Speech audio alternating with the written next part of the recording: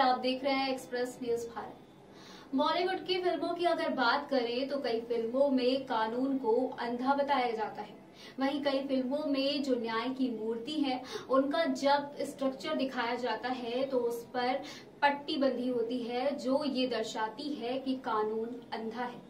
इस पर कई फिल्में भी बनी हैं। 1983 में एक सुपरहिट फिल्म बनी थी जिसका नाम था अंधा कानून, जिसने ब्लॉकबस्टर बाजी मारी। आपको बता दें कि अब न्याय की मूर्ति का जो चरित्र है, जो उसका स्ट्रक्चर है, वो पूरी तरह से बदलता हुआ दिखाई देगा, क्योंकि सुप्रीम कोर्ट के जो चीफ जस्टिस हैं यानी कि DY चंद्रचूड़ ने आदेश दिया है और उनके आदेश पर अब न्याय मूर्ति का जो चेहरा है वो पूरी तरह से नया दिखाई देगा। उस स्वरूप के जरिए, उस स्वरूप के आधार पर अब न्याय की मूर्ति पर आंखों पर पट्टी नहीं दिखाई देगी। सुप्रीम कोर्ट में न्याय की देवी की नई मूर्ति लगाई गई है।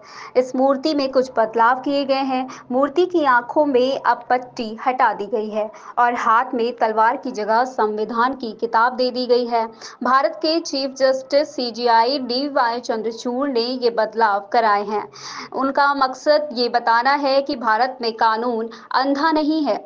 नई मूर्ति को सुप्रीम कोर्ट के जजों की लाइब्रेरी में लगाया गया है।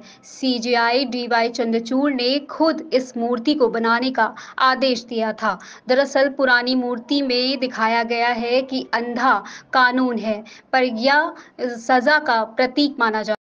दरअसल अब इस मूर्ति में वहीं आपको बता दें कि यह हाथों में एक तलवार भी दिखाई देगी और इसमें एक चीज का बदलाव नहीं दिखाई दिया है, क्योंकि तराजू भी इसमें था पहली की मूर्ति में और इस मूर्ति में भी तराजू को रखा गया है।